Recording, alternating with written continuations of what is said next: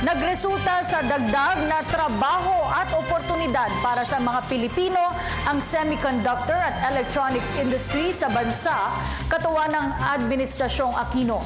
Ayon kay Pangulo Aquino, ang pag-iral ng tuwid na daan sa ilalim ng kanyang pamunuan ay higit pang makaaakit ng mas marami pang pamumuhunan sa bansa. Hinikayat naman ng Pangulo ang pribadong sektor na makiisa sa kampanya ng pamahalaan kontra katiwalian. Isa rin ang naturang kampanya sa mga dahilan kung bakit sinusulong ng pamahalaan ang pagpapatuloy ng daang matuwid sa susunod na administrasyon. Rocky Ignacio sa detalye. Tiniyak ni Pangulo Aquino ang pagpapabuti pa ng sistema ng pamahalaan para ibayo pang makahikayat ng pamumuhunan sa bansa. Sinabi ito ng Pangulo sa kanyang pagharap sa iba't ibang Chief Executive Officers sa ginanap na 14th CEO Forum ng Semi-conductor and Electronic Industries in the Philippines o SEPI sa Alabang, Muntinlupa City. Ayon sa Pangulo, naging mabuting katuwang ng pamahalaan ng industriya na nagresulta ng dagdag trabaho at oportunidad sa mga Pilipino. The reason why, over the course of my administration, I've always made it a point to attend this event. You have been very able partners in reviving not just the manufacturing sector, but the Philippine economy at large, and consequently in empowering the Filipino people.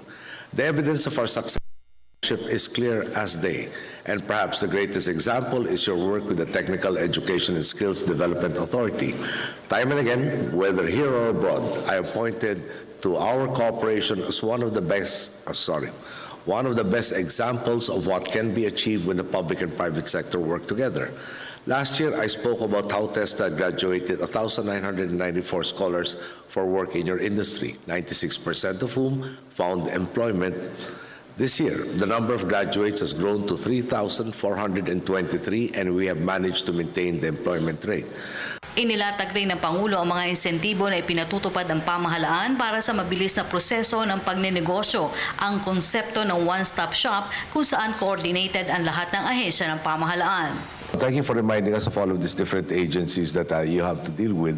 And several secretaries are present, and those that are not will be told that there has to be that coordination amongst them to, again, try to further minimize the processes that you have to go through, and perhaps as much as possible integrate all of the databases to have that one-stop concept fully implemented. Binigyan din rin ni Pangulo Aquino na patuloy na iiral ang tuwid na daan sa ilalim ng kanyang pamunuan. Sagot ito ng Pangulo sa report na bagamat mahigpit ang kampanya ng administrasyon sa graft and corruption, mayroon pa rin umanong nakakalusot.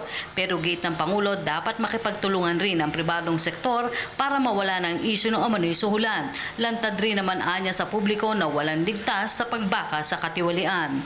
I'm sure the Commissioner of Customs took note of your comments, which will inspire him to further improve the work of Customs.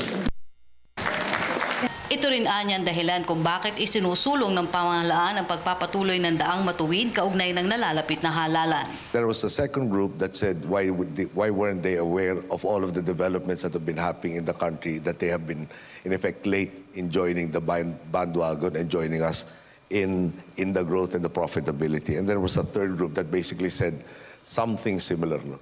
That they should have been here at the start of our administration and have been reaping the profits by this point in time. Samantala, inatasan naman ng Pangulo si DILG Secretary Mel Senen Sarmiento na humanap ng tamang solusyon sa problema ng ilang negosyante sa pag-regulate ng chemical na ginagamit sa kanilang mga produkto. Paliwanag ng Pangulo, nag-iingat lamang ang PNP sa pagpapalabas ng chemical dahil posibleng magamit na banta sa kaayusan ng bansa.